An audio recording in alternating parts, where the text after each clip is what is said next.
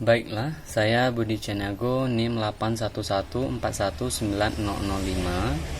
Pada kesempatan kali ini, perkenankan saya akan menjelaskan pada bab 1 dan bab 2 tentang proposal penelitian kami.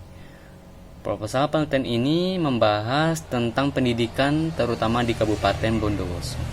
Penelitian ini kami beri judul Peran Pemerintah Guna Menunjang Pelaksanaan Pendidikan yang Unggul di Kabupaten Bondowoso. Alasan kami mengangkat penelitian ini karena bertolak dari latar belakang pendidikan di Indonesia sangatlah kelam, yang mana pemerintah dan konstitusi pada masa itu sampai sekarang ini yang menyatakan menjamin warga negaranya untuk mendapatkan pendidikan dan pendidikan yang layak. Bab 1 poin 1.1 latar belakang masalah.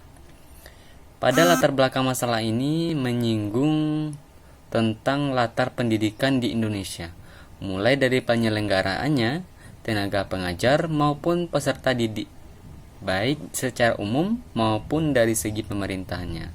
Poin 1.2 rumusan masalah. Pada bagian ini merupakan suatu langkah bagi kami untuk memulai penelitian ini, karena dari sinilah kita dapat melihat aspek-aspek mana saja yang dapat dikaji untuk melanjutkan penelitian ini. Rumusan masalah dengan penelitian ini terdapat 2 poin. Yang pertama, apakah yang menyebabkan terjadinya permasalahan pelaksanaan pendidikan di Kabupaten Bondowoso? Yang kedua, apakah upaya yang dapat dilakukan guna menunjang pelaksanaan pendidikan yang unggul? Poin selanjutnya yaitu tujuan penelitian. Pada bagian ini merupakan harapan yang nantinya agar tercapainya hasil penelitian ini. Tujuan pada umumnya tidak akan beda jauh atau melenceng dari rumusan masalah, karena tujuan ini berfungsi untuk menjawab semua permasalahan nantinya. Poin selanjutnya 1.4 luaran, 1.5 manfaat tujuan. Manfaat penelitian ini kami harap semoga menjadi suatu hal yang berguna bagi pembaca nantinya, baik berupa manfaat teoritis maupun praktis. Selanjutnya kita masuk pada bab 2, yaitu tinjauan pustaka. Pembuatan tinjauan pustaka ini dengan dilandasi definisi, landasan teoritis, dan landasan konseptual.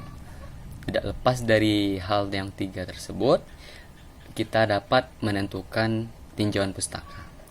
Pada tinjauan pustaka poin pertama, terdapat definisi pendidikan di Indonesia berdasarkan Peraturan Pemerintah Republik Indonesia dan Undang-Undang Nomor 20 Tahun 2003 tentang Sistem Pendidikan Nasional, dan juga disertakan pendapat para ahli.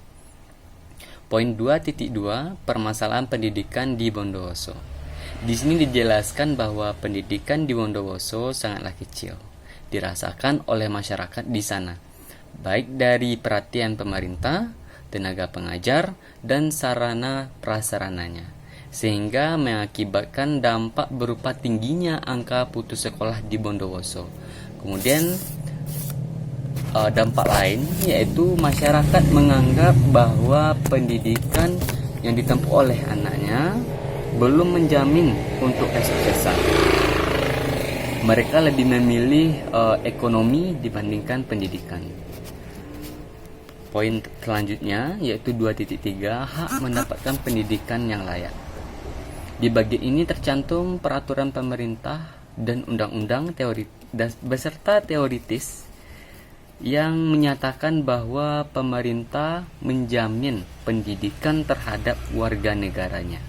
Untuk itu, dalam proposal penelitian kali ini, yang dilakukan ini mengedepankan bahwa pentingnya masyarakat untuk menempuh pendidikan yang benar-benar layak dengan memberikan jaminan dari pemerintah dan konstitusi atau undang-undang yang berlaku saat ini, di mana pemerintah dituntut untuk berperan aktif membangun pendidikan di Indonesia dan juga masyarakat memiliki hak atas itu, terutama pendidikan di Kabupaten Bondowoso.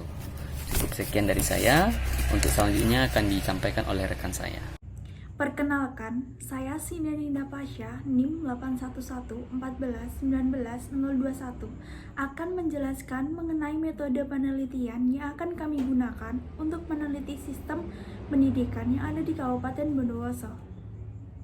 Kami menggunakan metode pelaksanaan empiris yang menitikberatkan pada suatu fenomena atau juga keadaan dari objek yang diteliti secara detail, dengan menghimpun data fakta, serta mengembangkan konsep yang sudah ada.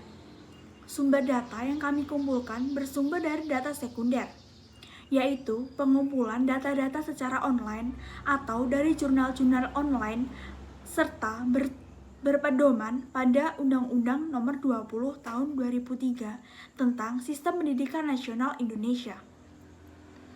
Adapun metode analisis faktor yang akan kita gunakan, yaitu analisis faktor yang merupakan analisis teknik yang berdasarkan dari analisis regresi data.